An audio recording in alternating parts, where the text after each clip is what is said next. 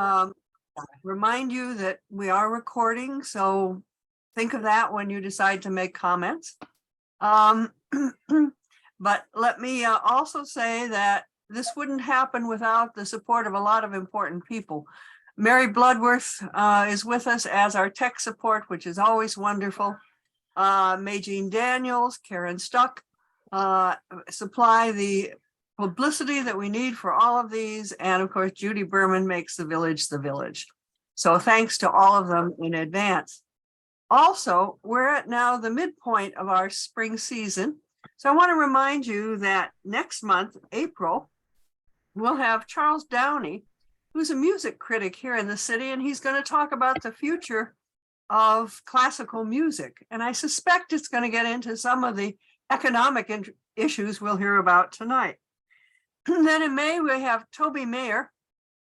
She's a historian of modern China.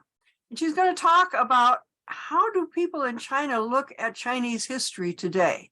Do they look at it as post-Mao? Do they look at it as only from the Communist Revolution? Do they date back to the Zhou period? And so how is history being played in China today? Which, as we see in the United States, history is a big deal in politics. And then in June, we have Kevin Mallinson, who's going to talk about what happens when you join a gender-specific or typically gender-specific profession and you're not part of that gender and how that works. And that'll be for Gay Pride Month, of course. So that's all coming up to complete our spring and summer sessions. We have a lot of people with us tonight. That's wonderful. So let me remind you, please keep yourself muted. And if you have questions or comments and you think you can't wait till the end of the presentation or you'll forget them, please use the chat. And Mary and I will try to monitor everything in the chat and make sure we get to you when the talk is done. With that, then, let me introduce Dr.Kohn. He holds the Roosa Chair in International Economics and is Senior Fellow at the Brookings Institution.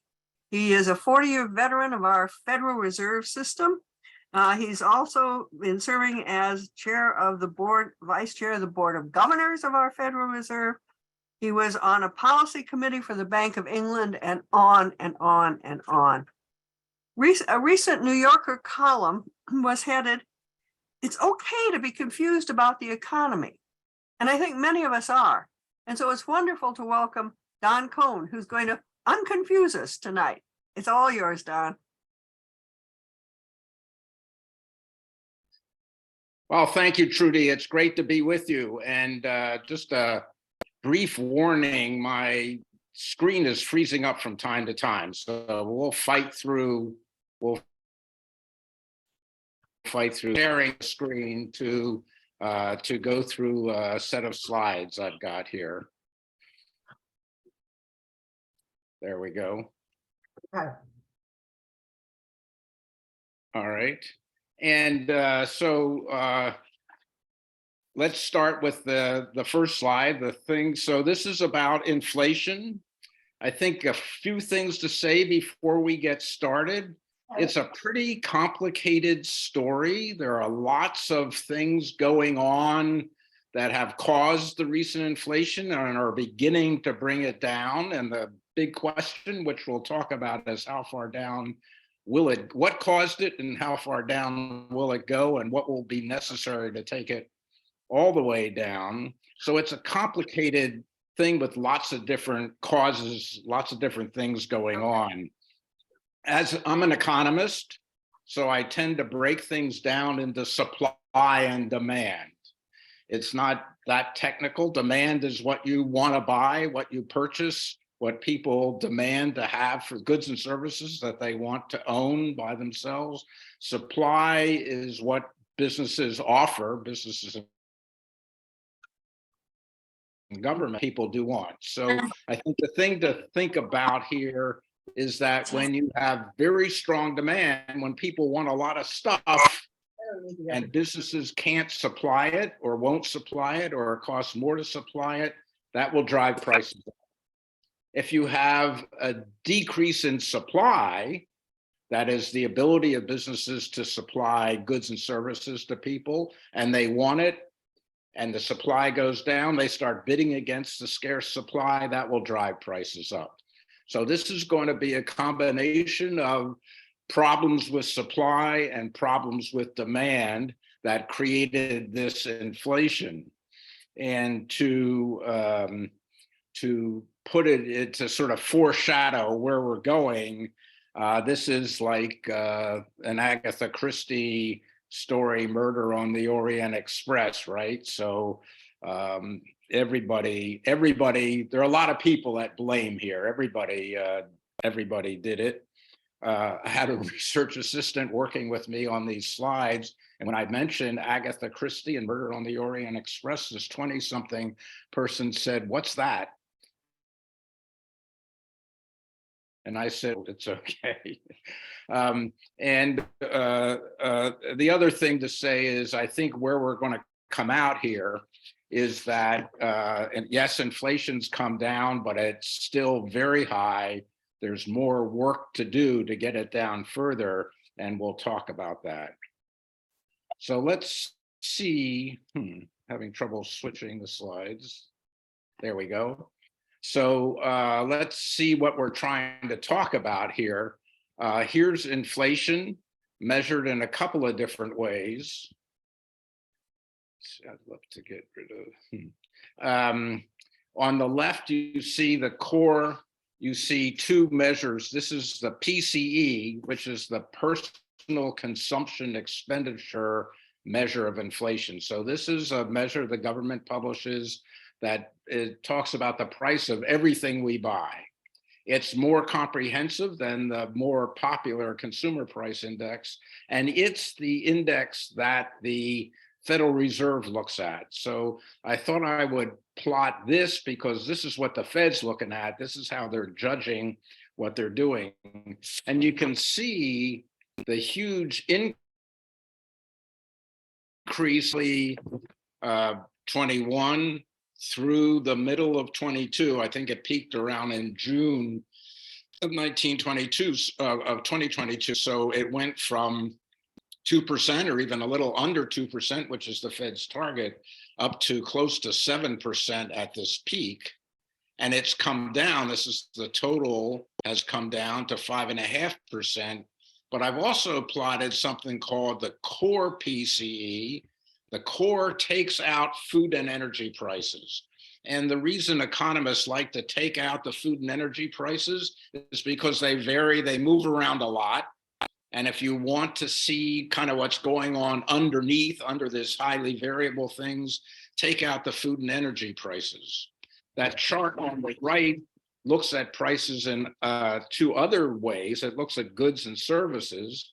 So the blue line is goods, the goods prices, and you can see the very, very sharp uptick from sometime in early 21 to the middle of 2021. And then that's coming down some. But you can also see the service prices, and they take out services ex rent. So they take out the housing component of services because it's kind of calculated in a peculiar way. And so that has gone up, but it hasn't really come down at all, has it? So overall, stubborn pieces in there that haven't come down. So let's talk about why it's going up, why it hasn't come down, what are the culprits. So culprit number one is COVID. And COVID did a couple things to the economy. Number one, people couldn't spend on the demand side. People couldn't spend on services. No one was, you were forbidden to or go out, or people didn't want to because they were concerned about getting sick, go out and eat in restaurants, go to movie theaters, go to entertainment, travel, etc. So they cut back on services and they bought more goods. So we were all stuck at home, and we needed bigger TVs and better TVs to do our streaming, to keep ourselves entertained. We needed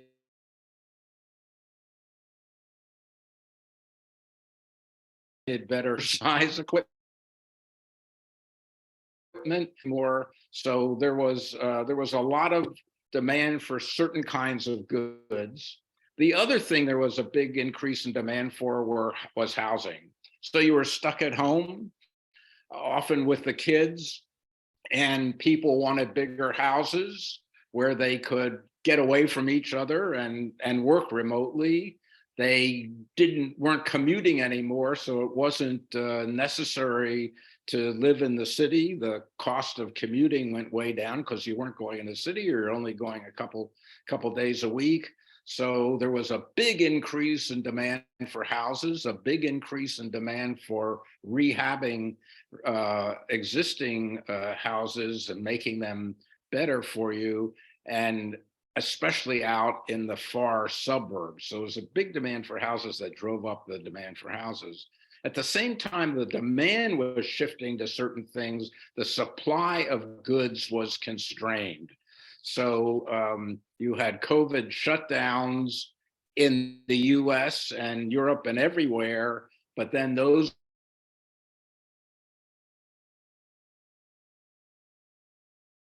were exporting electronics, the electronic chips, not the potato chips, but the electronic chips that power our electronics, power our automobiles, are ubiquitous these days, and they were in short supply. In fact, the supply is loosening, but there's still some issues. There were shipping constraints. Remember those stories about all the boats sitting offshore in Los Angeles and Long Beach, coming from Asia, trying to bring in the goods people were demanding, but the ability to meet that demand with supply was constrained by shipping capacity, both on the sea and in the ports, getting the stuff off the ships and onto the trucks and trains. And that, I think that this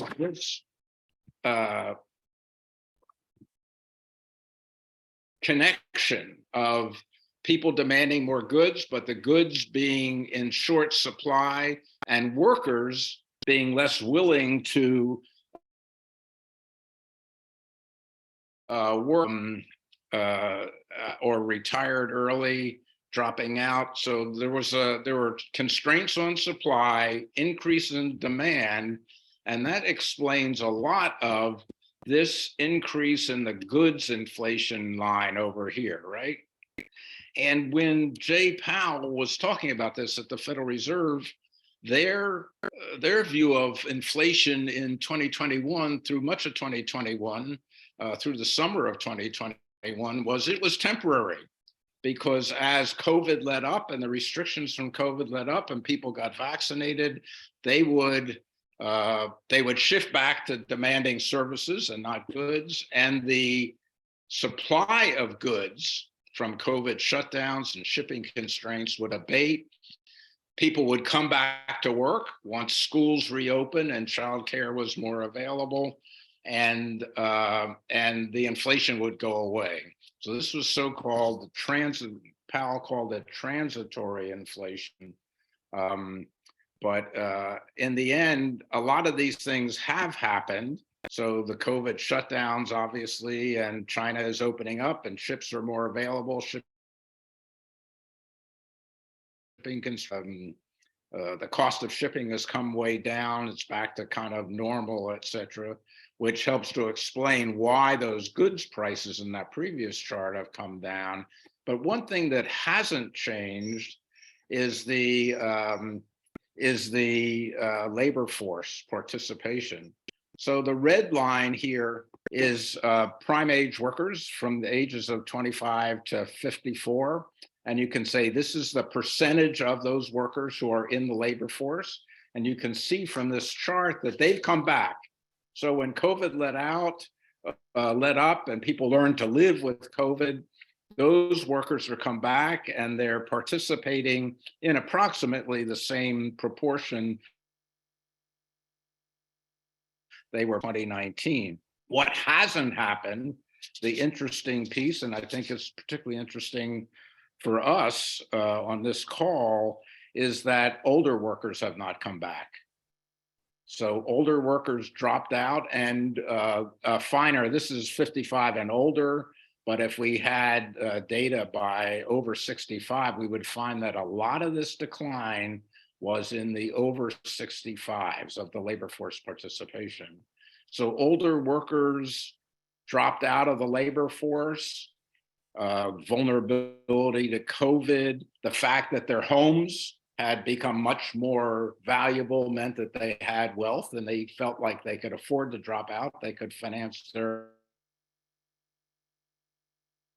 going up, and they got big payments, remember, from the Treasury in 2020 and 2021. So older workers have dropped out and they haven't shown any sign of coming back. So that looks like a more permanent change in the labor force. Is older the opportunities older workers took to retire early and stay retired. The other supply side, so thinking about COVID as a constraint on supply, remember we said if demand was strong, supply was constrained, it tended to drive up prices. The other thing that happened, so in the midst of all this confusion and uncertainty about the effects the COVID might have, came the Russian aggression in Ukraine. And that drove up energy prices even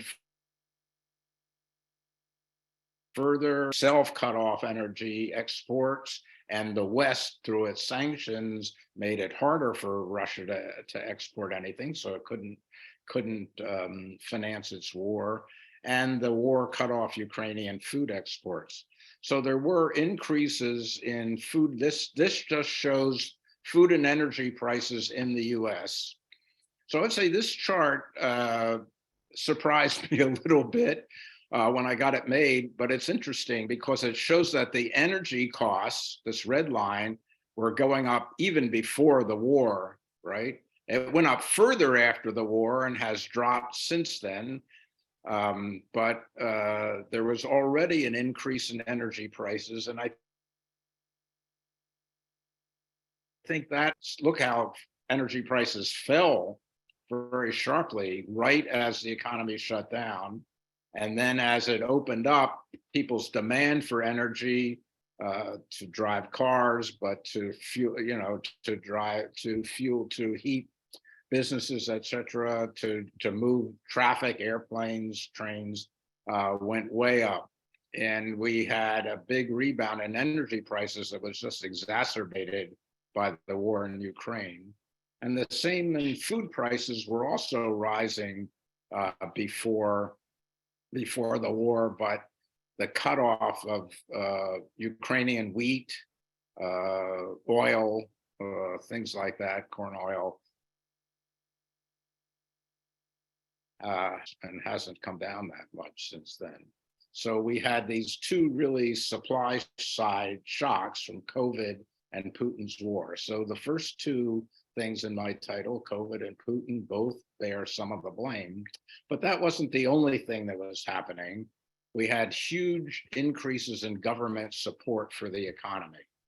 So this is a chart that shows, this comes from my Brookings colleagues, that measure the fiscal impact. And by fiscal impact, I mean the effect of the budget on the economy. So you can see the CARES Act here, this first big line, put a lot of money into the economy and should have made it grow very, very down.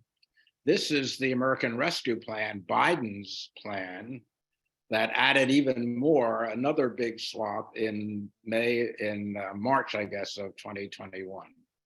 So I think you'll notice in my title, I put Biden and not Trump. And I think the reason I did that is, I think most economists would say this one, the first one that was done in early 2020 when the COVID hit, was absolutely necessary to help people who were unemployed, to give more food benefits, to give benefits to help state and local governments, et cetera. But Biden's plan, the American Rescue Plan, That's it. Leaning economists, think of Larry Summers and Jason Furman, for example, who said, this is too much. You've gone too far. You're going to create inflation with this. And so I think that the stimulus from this big government spending programs did contribute to the inflation that we're experiencing now by pushing out demand. And in fact, people saved a lot of the stimulus checks that they got. So I think it's still helping to keep the economy growing rapidly at a time when it's probably growing too rapidly and inflation is. So I think the fiscal demand is part of it. But the other part is monetary policy. When the COVID hit, the Federal Reserve lowered the interest rates to zero. I think everybody agreed that was the right thing to do to support the economy as COVID set in. But look at this, kept it at zero until March of 2022. So you're keeping interest rates as low as they can possibly go, even while inflation is picking up. Keep these dates in mind all the way through 21 and into early 22, and then look back at these inflation charts back here.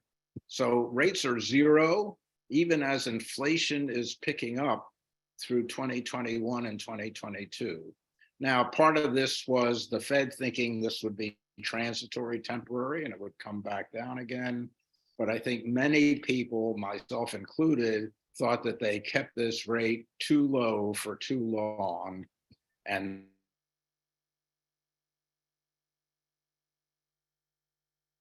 that's has admitted that a mistake. And they've been making up for it. You can see these rate increases up here. And that's the making up for the mistake they made before, catching up to where perhaps they should have been. The other thing the Fed did, and I won't spend it, is they went out and bought a bunch of securities. So buying treasury securities, mortgage-backed securities also helped to keep rates low. So their whole thing was, let's keep the rates low.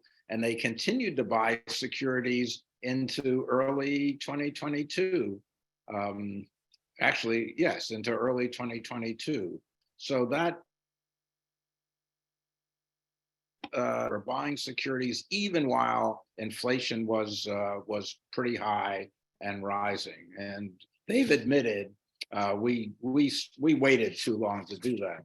So you've got two demand side stimuluses from extraordinarily expansionary fiscal policy and monetary policy. You've got supply side constraints from COVID, from the war.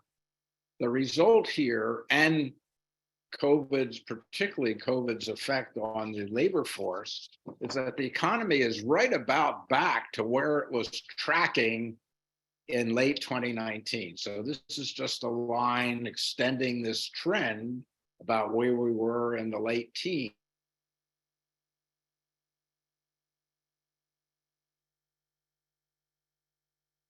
Done much better in that regard than it's about back to where it was. But look at the labor force over here.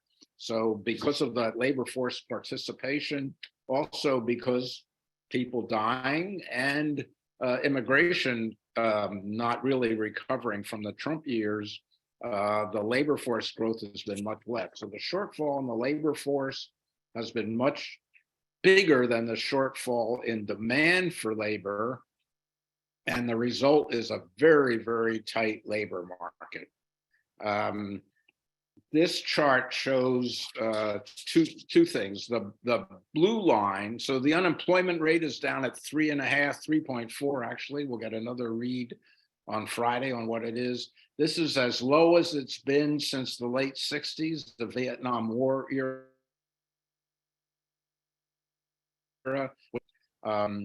What we're charting here is not the unemployment rate, but the number of vacancies that businesses are advertising to fill relative to the number of unemployed people. So look back here in 2018, 2019, and the number of vacancies was about what, 1.2 times the number of unemployed people. Those labor markets were sort of tight, but not real tight.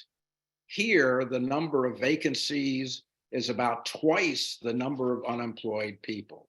So although vacancies have come down a little bit from the peak, the unemployed people have also, number of unemployed people have also declined. Unemployment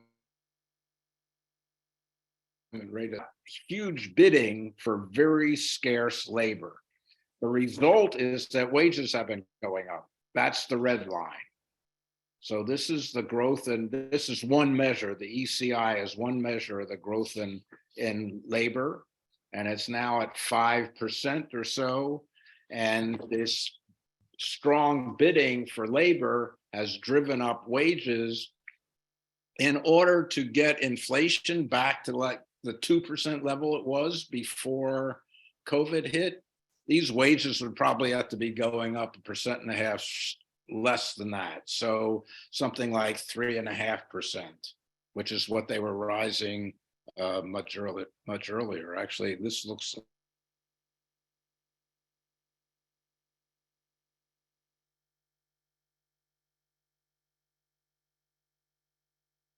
inflation rate, which is what people are defining as price stability. Wages are growing way too fast because of the tight, very tight labor market. All right, so we have tight labor market, we have persistent inflation. Back here, look at this 4.7 and the 4.6 over there. Inflation not really, in an underlying sense, not really coming down. What to do? Well, we could get some more relief, limited relief on the supply side. So chips are still a bit in short supply. Automakers are complaining that demand for automobiles is outstripping the supply. Prices of automobiles rose. They're not rising quite so sharply anymore, but they're not coming down either. So there are some supply side constraints that still need to go off, and building houses and apartment buildings will take some pressure off of the rental market, off the housing market. So the supply side can do some more catching up with demand, but it's really up to the Fed to tackle the persistent underlying inflation arising from these labor market shortages. So they've got to reduce the demand for goods and services and the demand for labor that's keeping those wages, keeping the labor market so tight, keeping the wages rising at inconsistent with the 2% target. So they need to do that. How does the Fed reduce demand? It reduces demand by raising interest rates. So they have taken their target interest rate, their very short-term interest rate, from essentially 0 to 4.5, 4.75 now, and they say they're going to take it up maybe another percentage point. How does that work? You raise interest rates, you make it more expensive to take out a mortgage, so you discourage the demand for houses. You make it more expensive to borrow to buy a car, discourage the demand for cars.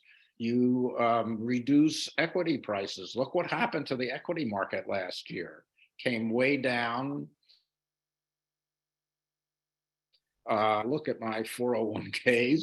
I'm less wealthy today than I was a year ago. People spend depending on their wealth, and taking that wealth down helps damp demand, damp spending. The dollar is much higher. That makes exports more expensive. So raising interest rates, tightening up financial markets discourages people from spending. When you discourage people from spending, that discourages businesses from hiring labor, and that should help this persistent shortage of labor, which is feeding particularly service prices. Think about the services you buy from restaurants, travel services, like they're very, very labor intensive, and our health services, very labor intensive. labor, those prices will continue to rise until the demand is damped. The Fed has what they call a dual legislative mandate: price stability and maximum employment. It's hit its maximum employment mandate very nicely. The unemployment rate is very, very low, probably too low, but it hasn't hit the price stability mandate, obviously, with inflation at 4.5%, 5% and not seeming to come down. So it's set a 2% inflation target as its price stability, as a way of implementing its price stability mandate. It's determined to get there pretty quickly to avoid increases in inflation expectations. Once people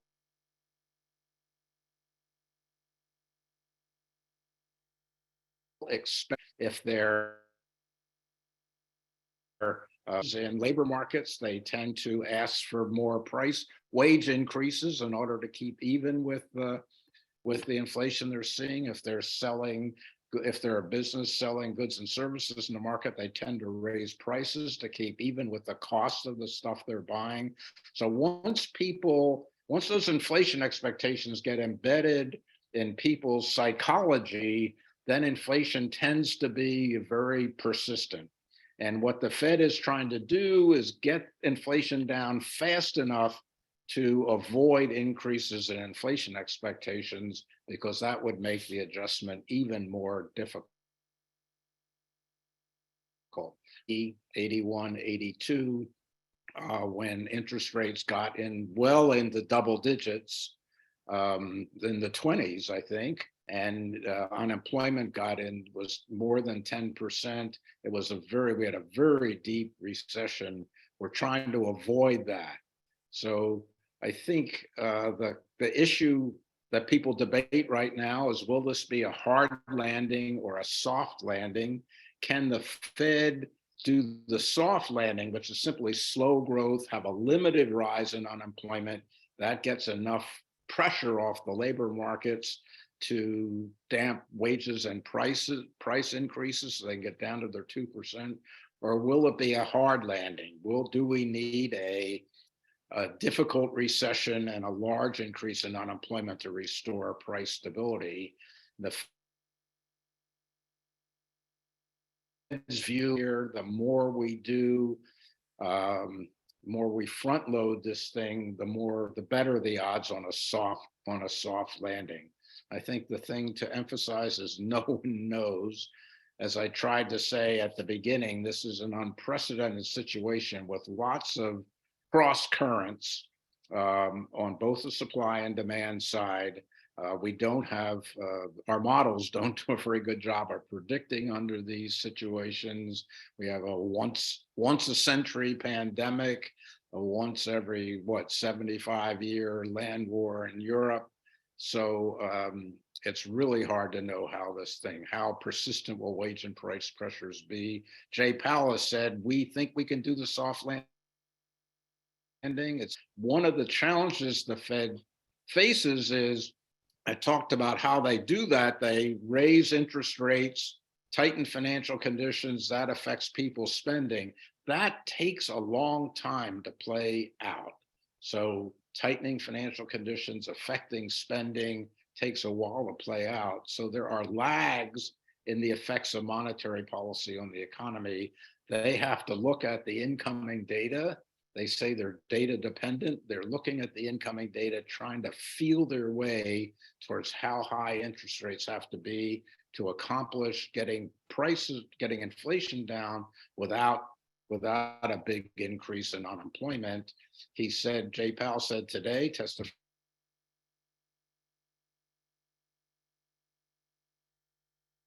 I thought I would end on a kind of note, in a sense, by saying actually professional forecasters expect a soft landing.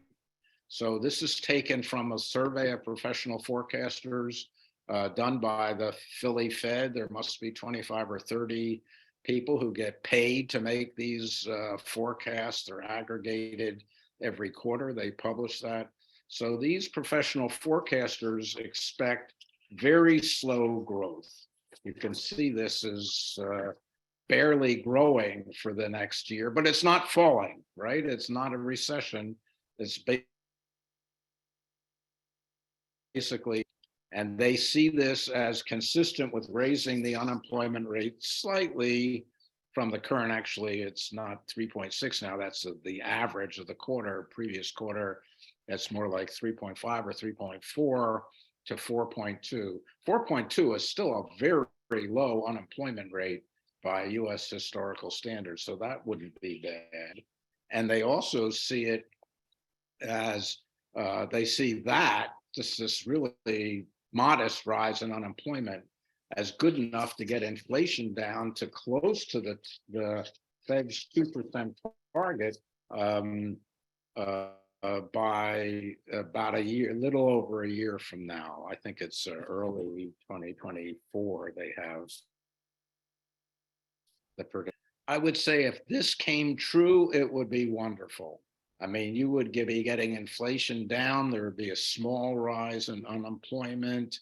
It would be ideal. I think Jay Powell probably goes to bed dreaming that this is how it's going to work out.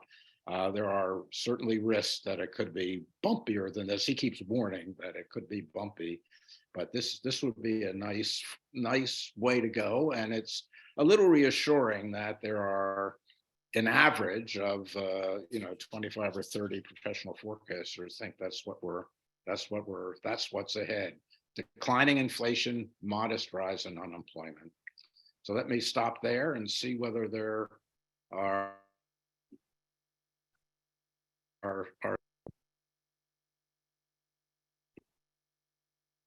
Well, thank you ever so much, Don. As Harry Truman said, give me a one-handed economist. And you didn't give us on the one hand and on the other hand. So thanks very much. I'm sure we've got questions out there. I don't see any in the chat. So people are going to have to raise hands. And Mary and I are going to have to watch like mad because there are a lot of you. I see Bill Cruzy. Okay, Bill Cruzy. Last summer in July, gas was $5 a gallon. Today, I bought it at Costco at $3.09 a gallon. right. I wonder what portion of the decrease in inflation is due to the decline in fuel costs. And that's a great question, Bill. That's a good part of it, particularly the decline we've had since last summer. would that argue for increased So I production? think, they're increasing that. They're not coming down, but they're increasing less rapidly. So things like automobile prices have leveled out, and there are other things that because these COVID supply chains are opening up. So there are other aspects that are happening. One thing that's going on now is rents aren't going up nearly so fast, and that will take a while to show up in the price indexes, but it will show up later this year. So you're right, the gasoline prices, fuel prices are a big part of it. The warm winter, excuse me, in Europe has really been helpful, right? And that feeds through the whole energy chain. So yeah, that's been a good part of it, but it's not been the whole thing. And there are some other things that are easing off because the COVID restrictions are coming off. Thank you. Did I see Judy May with a hand up? No, okay. Dorothy Robin has a hand up. Okay. Hi, Dorothy. This was terrific. With respect to the American Rescue Plan, do you think the macroeconomists in the administration were overruled by the political officials, or do you think they came up with justification for it?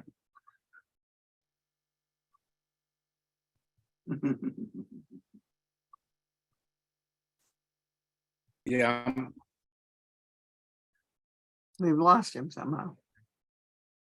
Yeah, I'm sorry, my internet connection is a little unstable. I think you started by talking about the American Rescue Plan and the fact that the economists were overruled. Well, that was a Um, question. Were they? I mean, I know where Larry Summers was, but the Council of Economic Advisors, the ones inside, Janet Yellen. Yeah, so I think, from what I read, I haven't talked to Janet about this, but she was overruled as well. But so I think this is, your question leads to an interesting observation, which is to a considerable extent, both the fiscal and monitoring the last war. The last war was the recovery from the global financial crisis in 2008, 2009. And that recovery, you'll remember, was slow. Yeah. And unemployment rate stayed high. It was called a jobless recovery for a long time. Obama got a rescue plan of his own through right away, and when he took office in 2009, but it wasn't, by most people's calculations, it wasn't big enough. He got what he could politically, wasn't big enough, and then the Republicans started tightening up when they took office in after the 2010 election. They started tightening up the budget quite a bit. So particularly the progressive wing of the Democratic Party took from that was, we've got to take everything we can as rapidly as we can, throw as much at this as we possibly can. And I think we don't want to make that mistake again. And I think the Fed also was fighting the last war, in the sense that this jobless recovery, the recovery of the 20-teens, was one in which inflation stayed very low, often below their 2% target, even though the unemployment rate got low and lower than people thought it could get, while keeping inflation low. So their takeaway was, we can let's experiment. Let's see how low the unemployment rate can get. We don't have to worry about inflation. Low unemployment doesn't really cause much inflation. Our problem is inflation is too low, not too high. So I think both the fiscal and the monetary authorities were fighting the last war. This war was about, and that war was about demand side shortcomings. So demand didn't recover. It wasn't really about supply shocks. This war had both demand and supply shocks in it, supply decreases. And I think neither the fiscal nor monetary authorities thought carefully enough about the fact that they had supply constraints as well as demand constraints. Now the Fed say then inflation's going to come back down. We'll be back in the 20-teens. But we saw in the labor force stuff that we looked at that supply constraint isn't going away, right? So that labor force participation remains low. So I think this is this was an extraordinary circumstance, a global pandemic that shut down economies globally. And when that happens, it's very difficult to analyze. It's very difficult to make predictions about what's going to happen. I was wrong myself on a number of occasions in this. I didn't think inflation, I thought there was a decent chance that the economy would recover, inflation would come back down. I was never quite as optimistic as the Fed was about this, but so it was a hard situation. And they said, if we're going to take a chance, let's take a chance on doing too much rather than too little. Don, we've got a question in the chat from Judy Berman, who says, what is the likely impact of the recent reduction in the SNAP food stamps? Is that good or bad for the economy? Well, I think it's obviously bad for the families that were relying on those things. I think it's not big enough to have a real impact, say, because it reduces the demand for food. It might take some steam out of that inflation, but I think, I guess in my mind, I would focus more on the families than on the inflation effects of the SNAP, the taking SNAP back to where it was before COVID, taking out the special things. Now, I think it remains to be seen what the effects will be. I mean, we had some pretty dire predictions when some of the freezes on rents and stuff came off. Remember, people were going to be a huge increase in homelessness and all that sort of thing. And I don't think any of that happened. So I do think it's obviously adverse effect on some families, how difficult that will be. And remember, what we're doing is returning to the pre-COVID labor market in which anybody who wants a job can get a job. So it remains to be seen, but I don't think it's a big inflation issue. Okay, other hands? Judy, you want to follow up on that one? No, sorry, that was my inept way of saying thank you. Okay. All right. Anyone else? I do have another question though, if I could ask about this labor force. So, I mean, the assumption is that the older workers are out permanently. Is that accurate? Yeah. Yes. So that was, I guess I kind of thought that maybe there would be some increase in that labor force participation as everybody came back, but it hasn't happened. Those folks seem to be out on a permanent basis. Now, they would have retired and left the labor force, soon anyhow. So at some point, we'll catch up with that. So they would have left it in any case. But it does look like, looking at that chart, like they're out and they're staying out.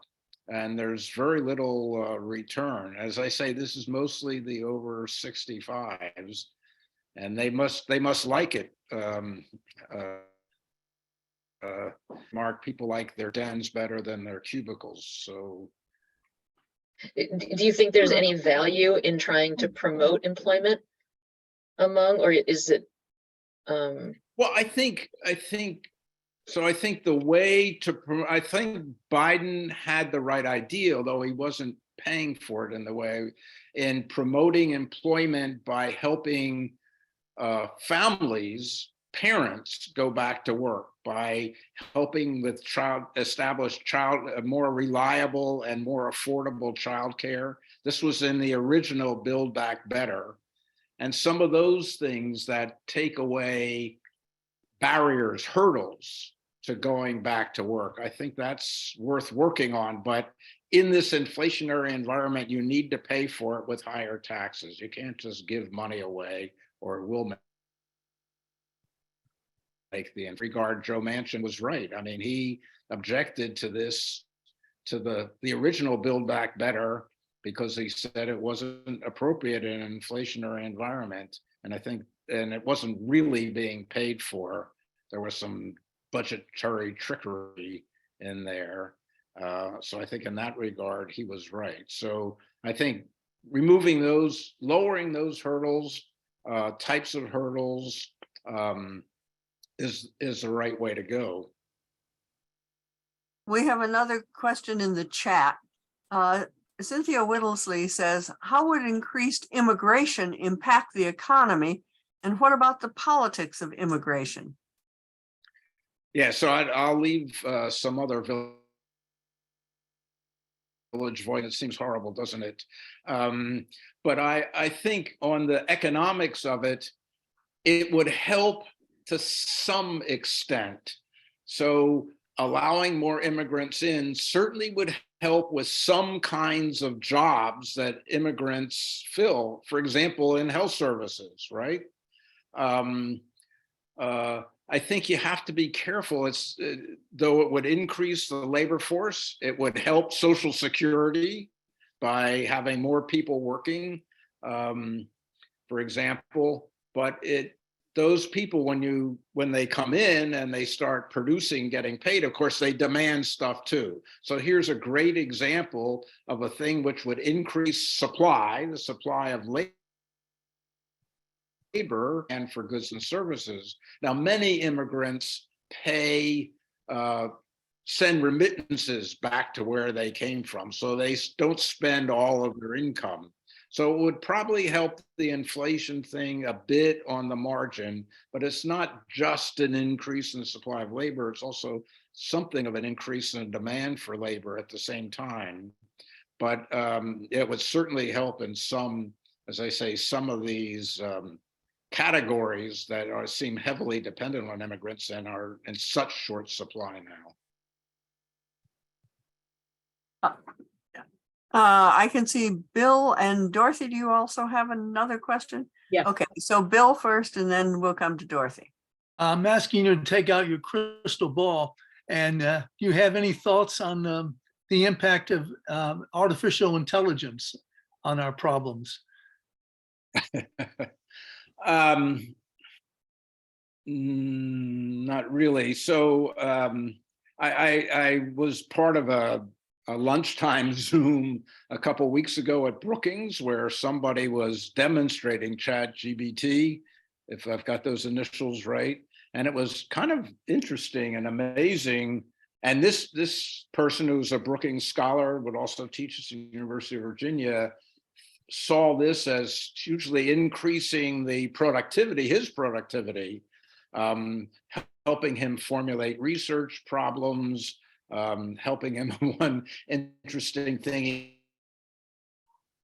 he noted, so researchers for whom English isn't their first language can produce much more coherent papers using ChatGPT. And he said he wasn't going to undertake any research without using it in some way. But we ran a few experiments, and I would say the stuff it produced was okay, maybe B level work. They got the general. Someone asked them about carbon offsets. So what does ChatGPT talk about carbon offsets? And they got some general stuff right, but didn't get any of the nuances right. So I think it can increase productivity in certain respects, and of course it's developing very, very rapidly. So I think we don't quite impact is going to be. Somebody noted that they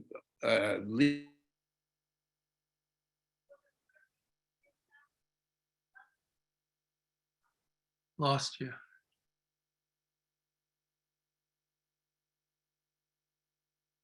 Oh, we lost him entirely. You finally got him, huh? So Oh, there he I is. think I was cut off a second there, but I think the short answer is no one knows, and it'll be, I think some people doing more routine work will find their jobs threatened, but it'll take a while to integrate that more broadly. Okay, and now to Dorothy Robin.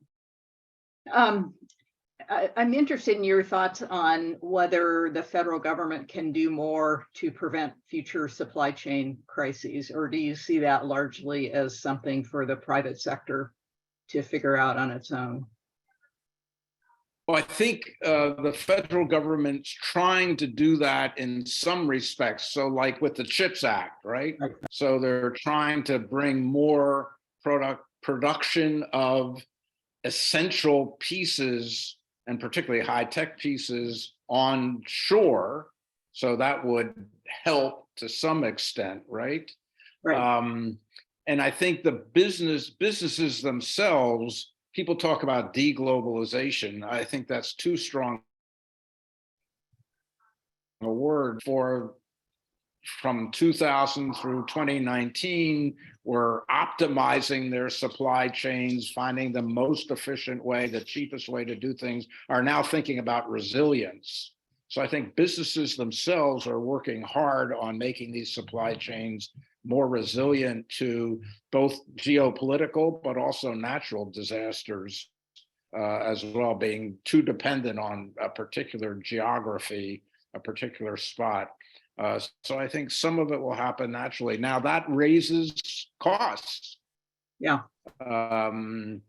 Remember, those supply chains were put in place because they were very efficient and very cheap. So now you're trading a little bit of cost. You're incurring a little more cost, but you're getting a little more resilience. So that'll raise cost at least a little bit, or and maybe adds a little bit to the inflation pressure over time. I don't think it would be a big thing, but it would. It's working in that direction. Thank you. Any final questions from the audience? I'm not seeing any in chat. Well, if not, let me thank you enormously, Don. It was a wonderful evening, and we are all much more informed than we were an hour ago. Let me remind everybody also that on Tuesday, the 11th of April, we'll be talking about what's the future of classical music. And I would think some of those empty music halls that we've seen are just related to this economic discussion we've just been having. So for everybody, thank you so much and good night. Thank you, Trudy. It was a pleasure to discuss economics with my friends and neighbors.